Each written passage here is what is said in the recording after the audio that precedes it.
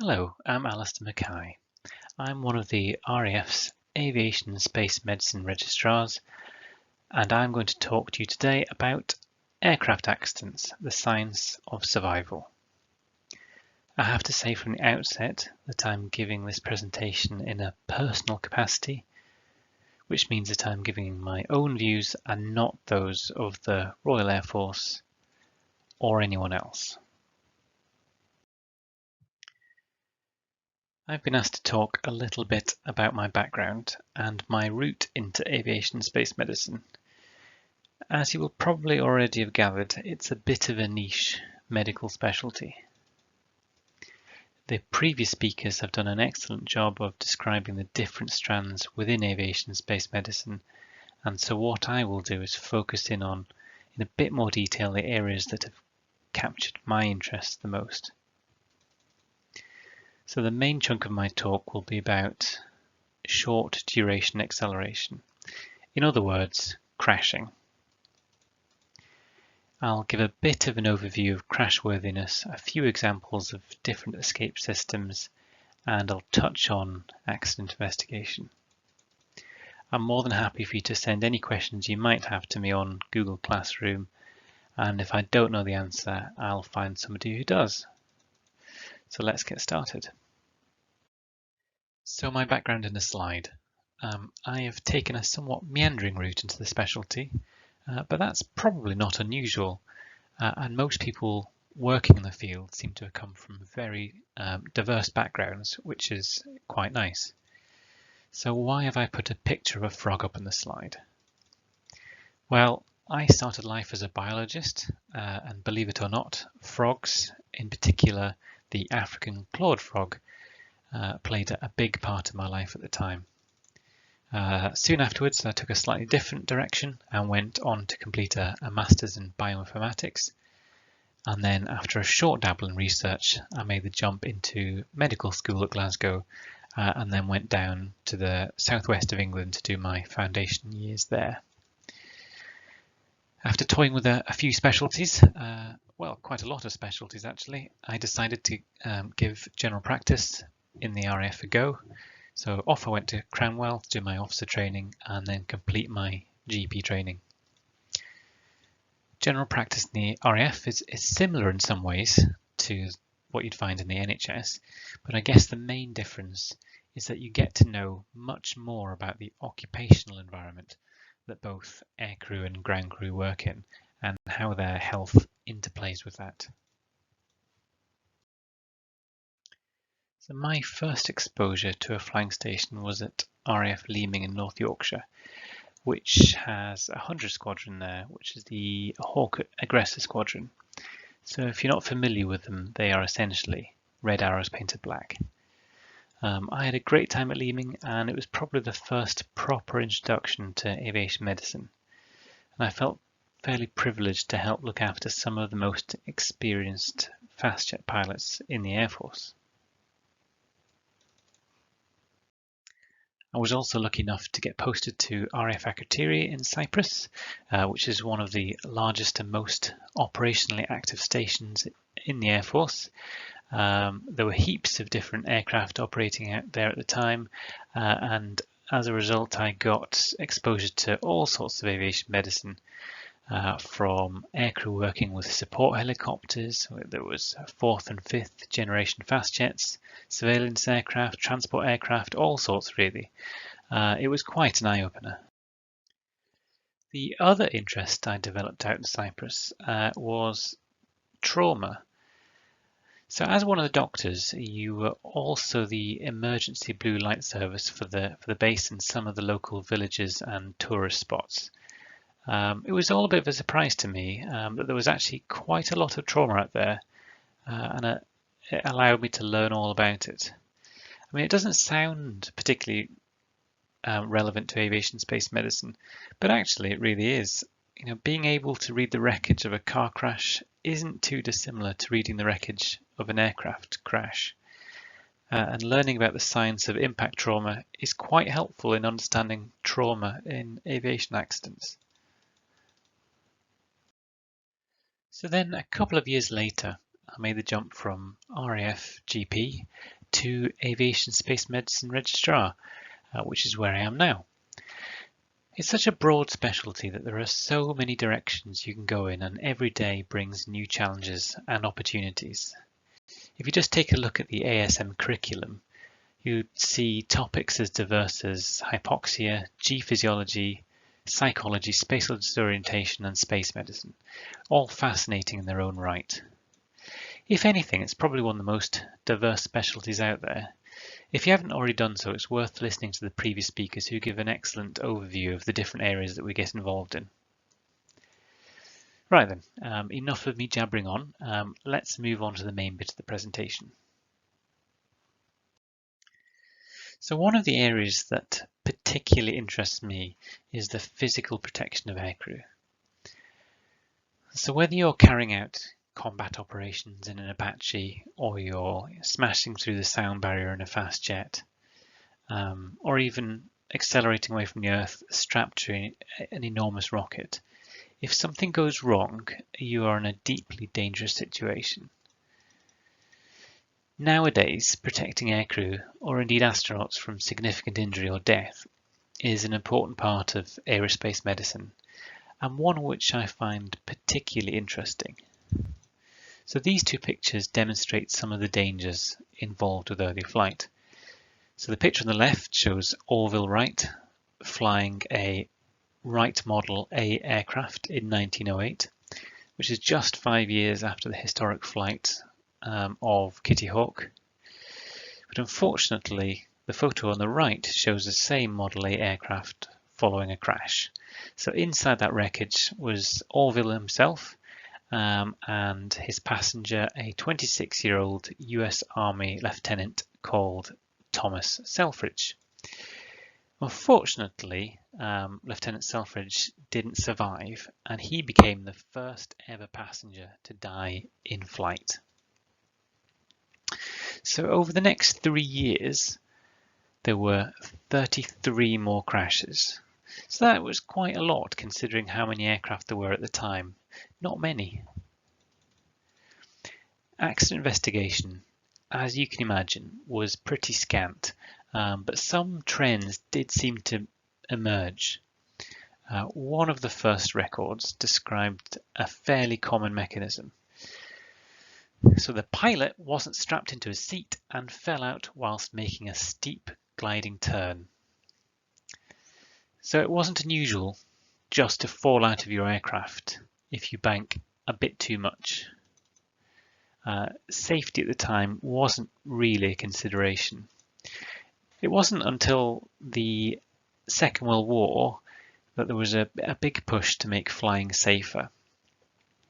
Up to that point, the attrition rate of pilots was enormous, with aircraft regularly crashing during training exercises through disorientation or simple mechanical failures. When they crashed, the pilots would almost universally perish. The loss of pilots wasn't just harrowing, but it was also immensely costly to lose a pilot in terms of both time and money. So in 1942, the US Crash Injury Research Project was launched. So for the first time, a significant amount of money was invested to study the aviation accidents and try and understand what was killing the pilots. So they reviewed 185 accidents and found some interesting themes. Okay, and here some of them are. So in accidents where the cabin structure was distorted but remained substantially intact, the majority of serious and fatal injuries were caused by dangerous cabin installations. So essentially, if the cockpit wasn't obliterated, the most likely thing to kill a pilot was the stuff in the cockpit. The head was the first and often the only vital part of the body exposed to injury. So this was the first time they started to realise that something other than a soft leather hat might be needed to prevent catastrophic head injuries. Fundamental causes of head injuries were set up by heavy instruments, solid instrument panels, seat backs, and unsafe design of control wheels. So again, this showed that it was the design and layout of the cockpit which was killing so many pilots that may otherwise have survived. The probability of severe injuries of the head, extremities and chest were increased by failure of the safety belt assemblies. So they started to realise that just using some form of lap belt anchored to a soft bit of the aircraft wasn't good enough and often failed. The final statement read, if spin stall dangers were lessened and a safer cabin installation used, fatal or serious injuries should be rare in the types of accidents studied, except in extreme accidents. So this research showed that something could be done to reduce the appalling death rates. More than that, simple, cheap modifications to the aircraft could save countless lives. What is particularly interesting about these comments, made nearly 80 years ago, is that they pretty much hold true today. The principles haven't changed, but the technology certainly has. So as we go into the 1950s, governments are starting to take crash safety seriously and invest decent money into research budgets. This picture is part of one of the organisations who pushed hard for funding to improve crash protection back in the 1950s, the National Advisory Committee for Aeronautics, NACA, which was the forerunner to NASA. Crash protection research is still to this day a big part of what NASA does, and some of the research data they have collected over the years still informs the principles of impact protection today. Right, moving on to the modern day. How do we keep pilots safe today?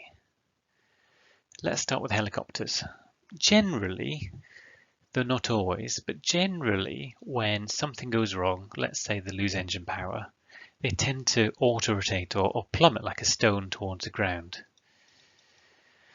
Unlike fixed-wing aircraft, helicopters have limited ability to generate lift and then therefore tend to impact the ground vertically, whereas fixed-wing aircraft often, though not always, involve a lot of forward velocity and usually a little less vertical impact velocity.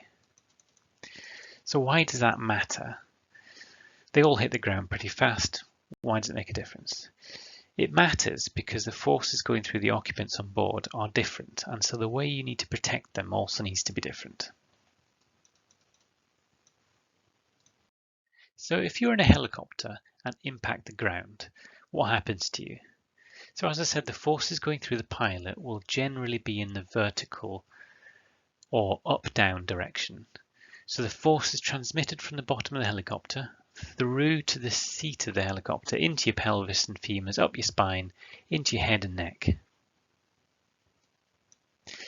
Starting at the bottom of this diagram, if your feet were in contact with the aircraft floor, you might well end up getting bilateral ankle fractures.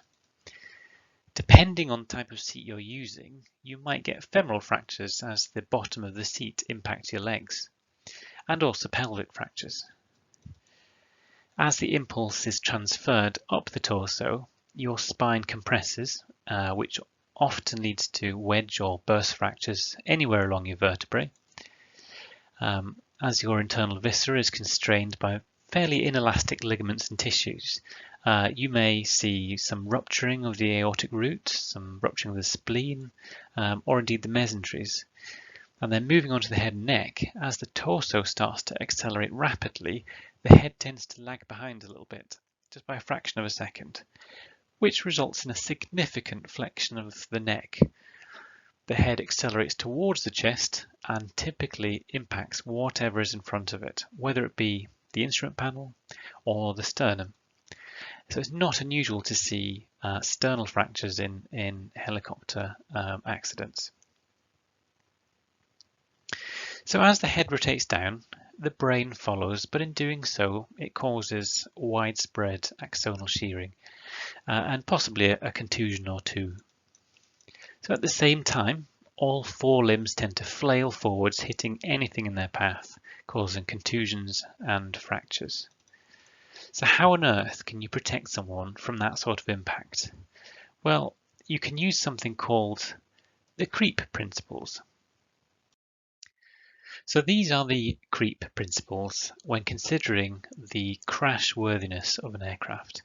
So you have container, restraint, environment, energy absorption, and post-crash factors. So first off is container.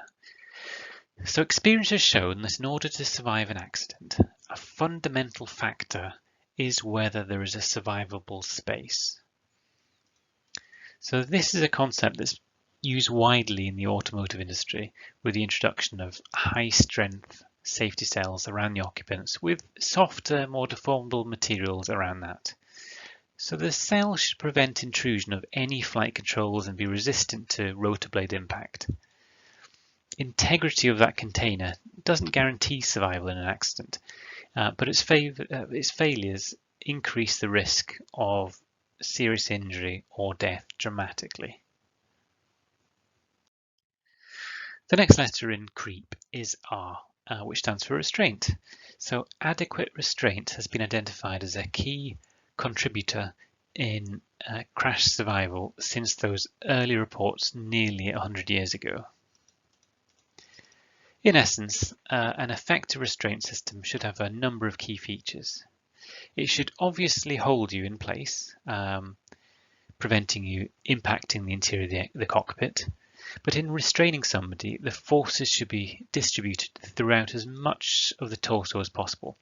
A simple lap belt would concentrate the forces to a single area, which would risk significant internal injury. A more common choice is the 5-point harness, which also restrains the upper body with 2 shoulder straps and another strap which passes from the buckle down to between the legs. So this 5th strap prevents the pilot from submarining underneath the harness in one of those typical vertical impacts. The restraint buckle itself should be able to be operated with a single hand for quick egress out of the aircraft in emergency. E for environment. So this is the area directly around the pilot. If the container has done its job and it's held up and they are adequately restrained, the next thing that's likely to kill the pilot is objects in the flail envelope. So as I mentioned earlier, in an accident the limbs tend to flail out to the front and the head tends to rotate downwards. If there happens to be anything in the way, that can cause some serious injuries. So this is a picture of an old Lancaster bomber, and as you can see, all the controls and instruments are pretty solid looking, they're pretty hard, and they stick out quite a lot. So in a hard landing, it wouldn't be unusual for the head or the sternum of the pilot to strike the controls, which obviously cause some significant issues. So when designing a new cockpit, all the controls and switches should be moved as far from the pilot as possible, with the objects that can't be moved either well padded or allow them to break off in a controlled manner. So this is known as delethalizing the cockpit. E for energy absorption. So one of the big advances in crash worthiness is the use of energy absorbing structures and materials. It makes sense that you want to absorb some of that impact energy before it reaches the pilot, and there are a number of ways of doing that. So the picture on the left shows a helicopter being dropped onto a solid floor to test its crash worthiness.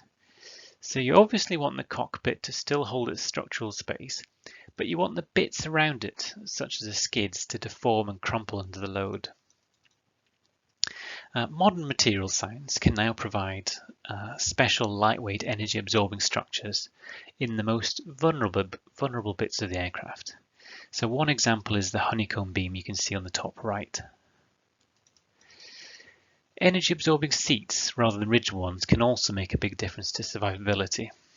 The ability for the seat to isolate the pilot from some of the forces through controlled deformation or stroking can dramatically reduce the risk of spinal injury. So the last letter is P for post-crash factors. So this is the stuff immediately after the accident which could kill a pilot who managed to survive the impact. This slide covers some of the considerations. If a helicopter ditches at sea because of their weight distribution, they do have a tendency to invert very quickly and sink. So are there any mitigations you could use, such as flotation devices for either the aircraft or the individual? So what if it goes down in an extreme environment? Is there adequate survival equipment on board? Are there any life rafts? Aircraft tend to catch fire a lot when they have accidents. So is there a fire suppression system? Can you fight the fire on board if you need to? Is there breathing apparatus? And are the aircrew wearing fire retardant safety clothing and equipment? Of course, all these modifications you can make to the aircraft do make it safer, but they have a few drawbacks. The main drawback being weight penalty. So there becomes a point where the weight penalty is so significant it affects the performance of the aircraft. Or you get the air crew to wear more and more safety equipment, but then everything becomes bulkier, heavier, and more restrictive. So for rotary wing platforms at least, it's always a balance between protection and performance. So that's rotary wing aircraft. What about fast jet aircraft? As mentioned earlier, fixed wing crashes are a bit different to those in helicopters. Usually these are carrying a lot of forward velocity, which means things like stroking seats, which are great at absorbing vertical impacts, don't work that well. So the energy involved in fixed wing aircrafts are also way beyond the limit of most safety systems. And so the best option is just to try and get out of the aircraft before it hits the ground. So in the old days, what you'd have to do is you'd have to peel away the canopy, if you were lucky enough to have one, unstrap and leap out with a parachute and hope for the best. That's all fine and well if you still have control of the aircraft and it's travelling fairly slowly, but often that isn't the case. So if the aircraft develops a spin or is travelling a few hundred knots, the forces holding the aircrew in the cockpit become too much to overcome and they are essentially pinned in place. So what's the alternative? So ejection seats, of course. So the beauty of these is the speed in which they operate. So almost as soon as the pilot has made the decision to leave the aircraft and has pulled the ejection handle, they are pretty much on the end of the parachute within a couple of seconds. So you can see in the image at the bottom of this slide, the ejection cycle is completed in 0.8 seconds. So that's much better than having to fight your way out of the cockpit. What I would say though is ejection isn't without risk. It's still a fairly violent event. So there are a number of risks of injury with ejection. So as the pilot pulls the ejection handle, a chain reaction is initiated, which leads to an ejection gun firing, essentially like a massive shotgun. So that accelerates the pilot upwards. That resultant acceleration puts the spine under significant compressive force. So any misalignment of the spine or any underlying pathology may cause a vertebral fracture. At the same time, the canopy is either shattered or it is jettisoned off. The pilot may get showered with hot metal from the detonation cord, which could cause widespread burns if they've not covered up fully. So fragments of that canopy may strike the pilot as they accelerate upwards. And as they hit that wind blast on leaving the aircraft, their head is then forced back into the ejection seat, which is a potential cause of head injury if they're not adequately protected. So the rocket then ignites, propelling them away from the aircraft, and you can see that in the photograph. As their limbs hit the airstream, they may be thrown back, causing significant injury again, fractures or dislocations, unless they are adequately restrained. And a small drogue parachute opens, followed soon after, depending on the altitude, by the main parachute. So each of those create an opening shock, and they in themselves can transmit significant accelerations to the pilot. And of course, as the pilot returns to Earth, the impact with the ground can also cause significant injuries. I'm not just talking about the fast jets here. You might need to escape from other craft like rockets. So the picture on the left shows a demonstration of the Apollo escape system, and on the top right shows a picture of the SpaceX Dragon escape system. So with both of these systems, the same considerations are necessary. If you don't get the design of the escape system right, it has the potential to cause significant injuries and death in its own right.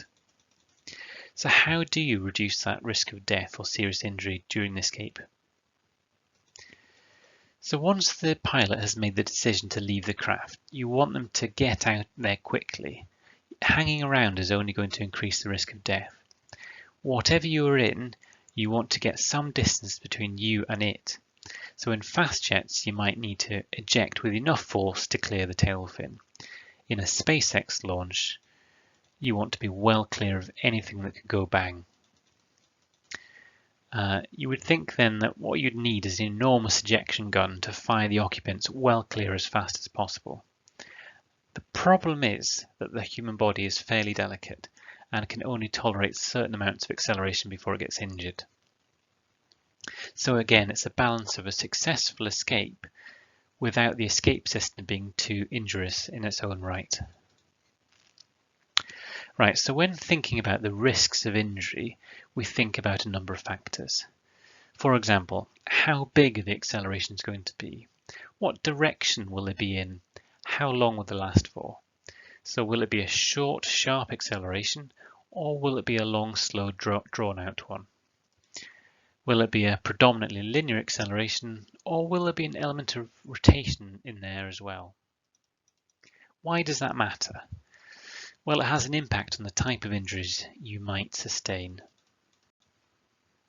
So that's all good and well, but what is the tolerance of the body to those accelerations? It's not really an easy question to answer. So each body tissue or structure has a different tolerance, and to make matters more complicated, they have different tolerances for different types or directions of acceleration. So if you take the head as an example, the skull has different tolerances to impact in different locations. So the temporal regions are weaker than the frontal bones. The brain itself is a completely different story. So it is most vulnerable to rotational forces acting around its axis and relatively resistant to linear impacts from, say, the front or the back of the head.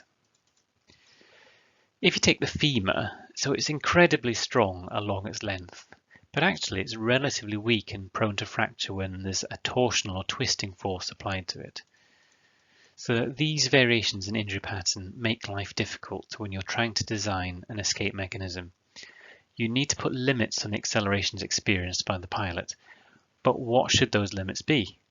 So in order to find out what the limits are, you would think the gold standard would be to expose living humans to various accelerations and see what happens.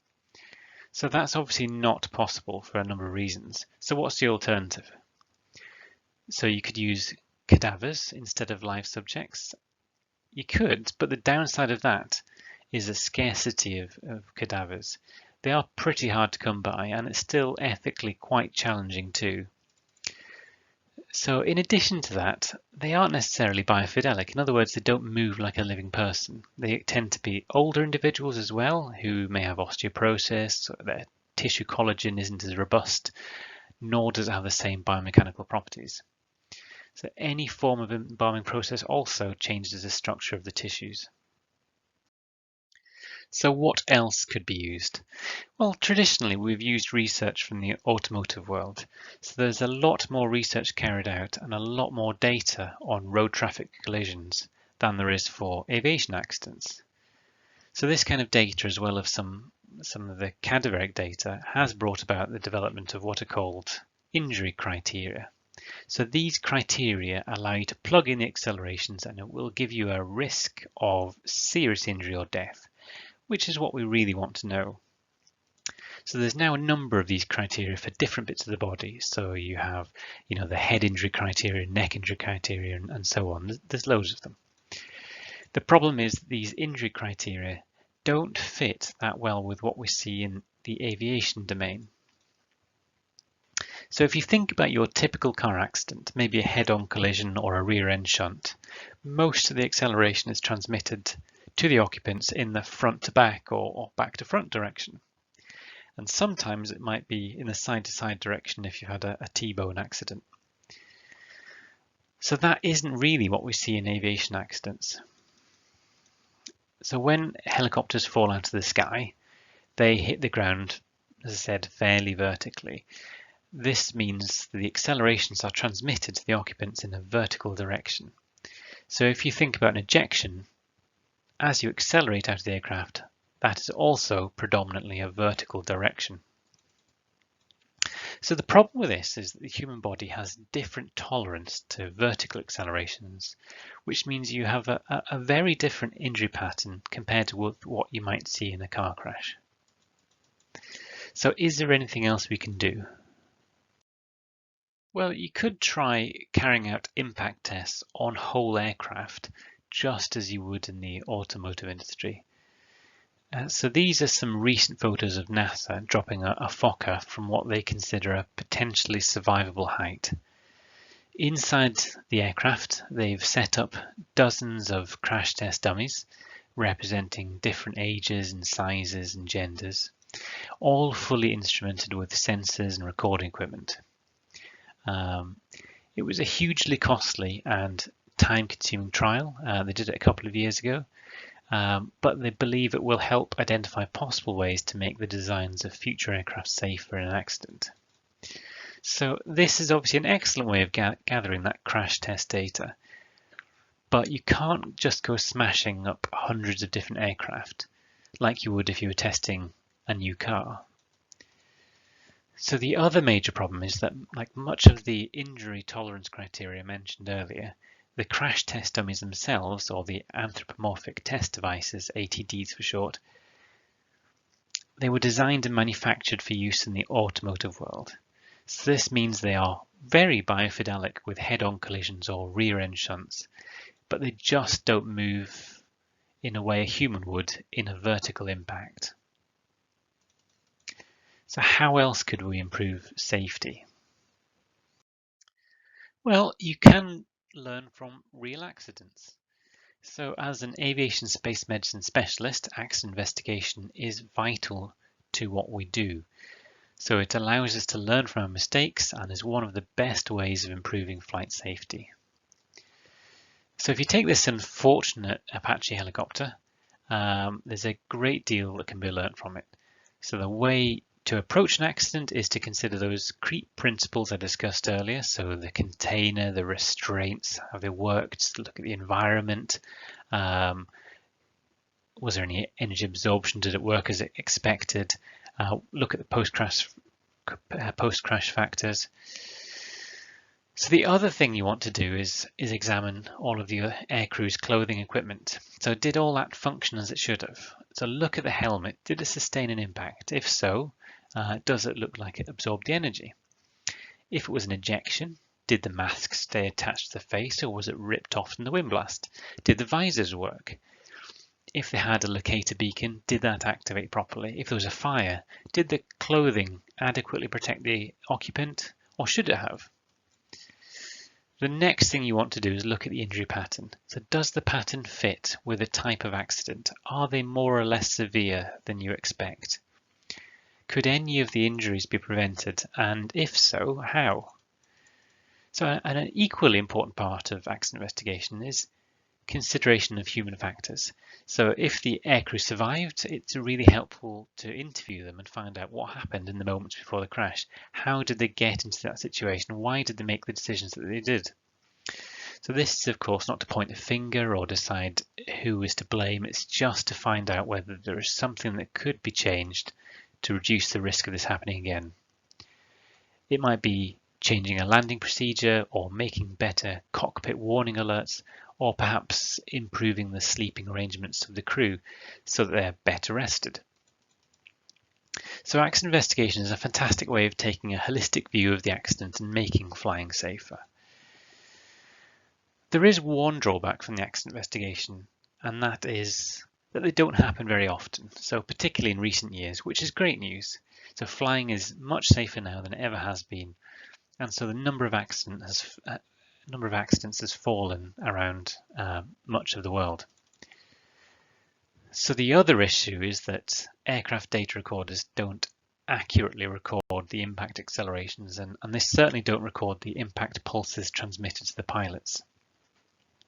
So with accidents, the best you can do is estimate the likely forces involved, which obviously doesn't have a great deal of accuracy. So what does the future hold?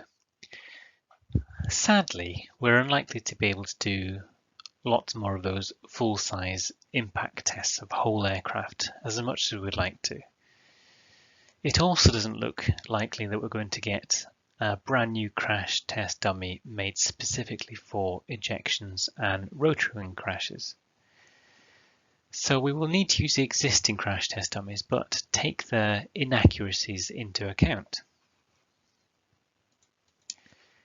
We will also continue to improve the injury criteria so that they become more appropriate for use in the aviation world, and as more data becomes available, update them. There is another avenue that we will start looking into too. So with the advances in computing power, it's now possible to carry out some of these impact scenarios using computer-based modelling rather than physical modelling. So this has a number of advantages. Firstly, it can be a lot cheaper than having to actually smash things up. And secondly, it could be a way of carrying out some impact scenarios which are just too hard to carry out using conventional methods. So in the automotive world, most of the big car companies now use this technique in addition to those traditional methods of crash test dummies. One issue with this kind of computer modelling is that you're effectively modelling a crash test dummy, which, as discussed, for aviation accidents isn't necessarily representative of the real world. So how do you make computer modelling more accurate? Well, why not model an actual person, or at the very least the bits of the body you're interested in? So this is a hot topic in the research world at the moment, not just the aviation industry, but with the advent of a technique called finite element modeling, it's possible to model pretty much anything if you understand the structure of it. It all seems a bit far-fetched, but there have been some promising breakthroughs, particularly in predicting the risk of brain injuries following a head injury. So over the next few years, I'm going to be doing my PhD looking at exactly that. So the Gajari team at Imperial College London have built a finite element model of the human head using MRI scans of real people. They have reconstructed an accurate 3D model of the structures of the brain, including the grey matter, white matter and CSF. As they know the mechanical properties of those structures and how they respond to impact forces, you can then predict the areas of significant strain across the brain following different types of head impact. They have been validating this model using MRI scans of people who have actually sustained a variety of traumatic brain injuries. So what does this mean? Well, if you know the impact forces involved in an aviation accident, you can predict the likelihood of a concussion or significant traumatic brain injury. Why does that matter? Because we want to design new helmets which not only prevent brain injury, but also reduce the risk of loss of consciousness and therefore reduce the likelihood that they will succumb to any post-crash fires or submersions. So there are some interesting developments afoot.